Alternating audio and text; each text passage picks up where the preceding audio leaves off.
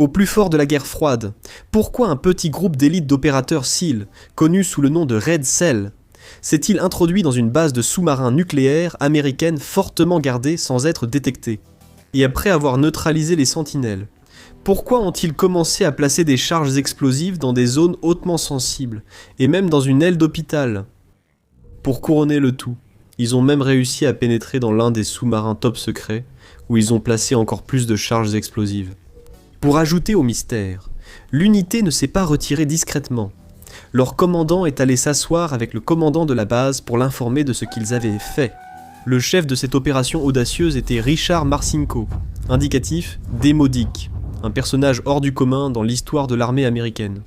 Né en 1940 à Lansford, en Pennsylvanie, il a quitté le lycée avant d'obtenir son diplôme et a rejoint la marine en 1958, d'abord opérateur radio.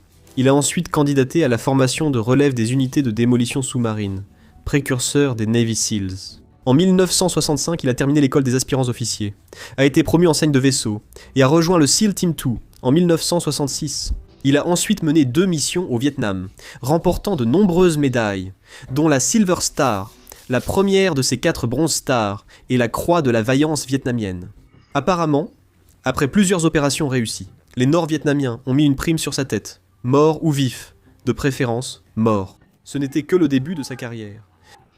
Après son retour du Vietnam, il a passé 2 ans en tant que chef du SEAL Team 2 avant que des événements internationaux ne changent sa vie et celle de l'armée américaine. En 1980 que l'opération Eagle Claw a été lancée. C'était une tentative de sauvetage des otages américains capturés après la révolution en Iran. Également appelée l'incident de Desert One, l'opération a été un échec total et a entraîné la mort de 8 membres du personnel militaire. Marcinko lui-même a qualifié l'opération de véritable gâchis. Il avait d'autres choses à dire, mais elles ne sont pas adaptées aux annonceurs. Après cette catastrophe, les chefs militaires ont jugé nécessaire de créer une unité antiterroriste déployable rapidement partout dans le monde. Marcinko a été chargé de créer cette nouvelle unité et lui a donné la désignation de SEAL Team 6. Ce nom était en quelque sorte une ruse de la guerre froide. Il n'y avait pas d'équipe 3, 4 ou 5, mais les soviétiques ne le savaient pas. C'est à ce moment-là qu'il s'est heurté à sa première grande controverse. Marcinko n'était pas un chef qui suivait les règles à la lettre. Il avait une façon intéressante de créer de la camaraderie au sein de la nouvelle équipe. Il consommait beaucoup d'alcool et se retrouvait dans des bagarres de bar. Plus tard, certains diront que le SEAL Team 6 de Marcinko, avec ses copains de beuverie, s'attirait des ennuis, mais les hauts gradés étaient assez satisfaits des résultats. Marcinko a dirigé l'équipe de 1980 à 1983. Après avoir quitté le SEAL Team 6, on lui a confié une autre mission, sans doute encore plus importante. Avec la peur du terrorisme à un niveau alors historiquement élevé, il a été envoyé pour tester la sécurité de plusieurs bases navales vitales. Pour ce faire, il a créé Red Cell, une équipe composée de 12 autres SEALs et d'un marine de la Force Recon. Ils infiltraient des zones supposées sécurisées et simulaient des attaques terroristes pour mettre en évidence les failles de sécurité. Leurs exploits semblaient fous, mais rassurez-vous, ce n'était pas l'anarchie. Nous en parlerons dans un instant. Chaque opération était soigneusement planifiée à l'avance, avec des paramètres spécifiques auxquels il fallait se conformer en permanence. Le commandant de la base était informé de ces attaques à l'avance, des observateurs neutres surveillaient toutes les activités, et il y avait même un avocat de la marine affecté à Red Cell pour s'assurer que tout était conforme. Alors, qu'ont-ils fait exactement ? Leur première opération fut un essai de Red Cell, attaquant la base navale de Norfolk, ce qui impliquait des bombes fumigènes, des pièges et des explosifs simulés placés autour de la base. Cela a révélé des failles dans la sécurité de la base, mais c'était avant tout un test pour observer l'interaction de Red Cell avec la sécurité et éviter tout blessé dans la confusion. La répétition générale ayant réussi, il était temps de passer à l'événement principal. En juin 1985, Red Cell a frappé sa première véritable cible, la base de sous-marins de New London, dans le Connecticut. Pendant les jours de préparation, ils ont découvert une liste de failles de sécurité flagrantes, notamment l'absence de portail à l'entrée de la base, des clôtures en grillage rouillé, qui pouvaient facilement être brisées, et une grande partie du périmètre de la base qui n'avait aucune barrière, seulement une falaise de 30 mètres, et de la végétation. Au pied de cette falaise se trouvait le dépôt de munitions, qui n'était lui-même protégé que par une simple clôture en grillage. Le personnel de la base n'était pas non plus très rassurant. Red Cell a survolé les abris pour sous-marins, avec des avions légers, sans aucune réaction de la part de la sécurité de la base. Ils ont loué un bateau pour s'approcher et photographier du matériel prétendument classifié. Ils ont également fait cela, alors que le bateau arborait fièrement le drapeau soviétique bien en vue. Après ces préparatifs, le commandant de la base a été informé de l'opération, et Red Cell a frappé. La base a été placée en état d'alerte maximale, mais cela n'a pas suffi. Les assaillants ont descendu la falaise, pénétré dans le dépôt de munitions, et éliminé un sentinelle discrètement. Pour ainsi dire, avant de pénétrer dans le bâtiment, ils ont placé de fausses charges explosives à la fois sur les matériaux nucléaires et sur les torpilles, avant de conclure leur opération. Le lendemain, ils ont de nouveau infiltré la base, y compris une équipe de 4 hommes qui a nagé jusqu'à la rive, s'est changé en vêtements civils, puis s'est dirigé vers les abris à sous-marins.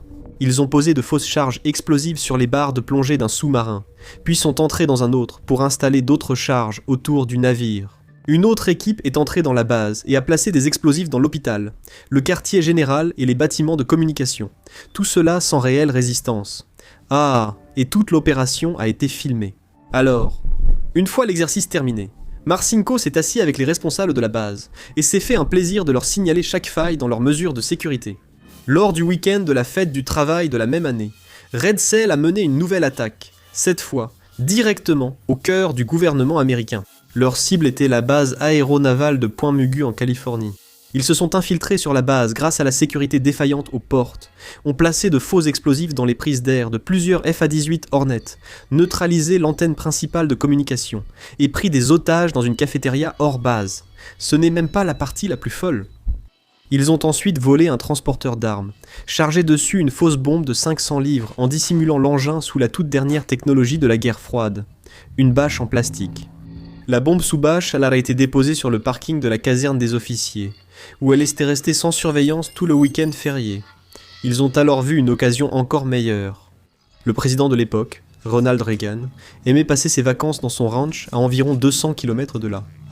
Donc là, sur le tarmac, se trouvait Air Force One. Red Cell a garé le véhicule transportant l'arme à côté de l'avion, a simulé l'activation de l'explosif, puis est simplement parti.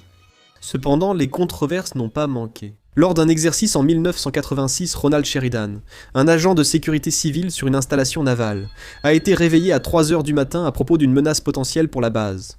Il était bien au courant de l'existence de Red Cell, donc lorsqu'il a quitté sa maison, il n'a pas été surpris lorsqu'un homme l'a braqué avec une arme et lui a montré un badge. La femme de Sheridan allait tirer sur l'homme avec son revolver, mais il l'a calmé en expliquant que c'était un exercice. Il a ensuite été emmené dans un motel à proximité où il devait être photographié et filmé comme preuve de sa capture. Selon Sheridan, les 8 ou 9 hommes qui l'ont capturé ont commencé à le frapper et ont même forcé sa tête dans les toilettes, soi-disant pour rendre l'incident plus crédible. Mais cette violence était totalement inutile et ne servait à rien. Marcinko et d'autres ont nié que cela se soit produit. Quoi qu'il en soit, après cela et d'autres controverses, Marcinko a été relevé de son commandement et il a pris sa retraite de la marine en 1989. En 1990, il a été condamné pour fraude envers le gouvernement et a écopé d'une peine de 21 mois, dont il en a purgé que 15. En 1992, il a publié son autobiographie, Rogue Warrior, qui est devenue un best-seller, et il a également écrit une série de romans de fiction. Marcinko était aussi consultant en sécurité, animateur de talk-show et conseiller technique pour le cinéma et la télévision. Richard Marcinko est décédé le 25 décembre 2021 à l'âge de 81 ans. Bien qu'il ne manque pas de controverses autour de sa carrière et que ses exploits aient peut-être été quelque peu exagérés, il ne fait aucun doute qu'il a été l'un des personnages les plus hauts en couleur de l'histoire militaire américaine.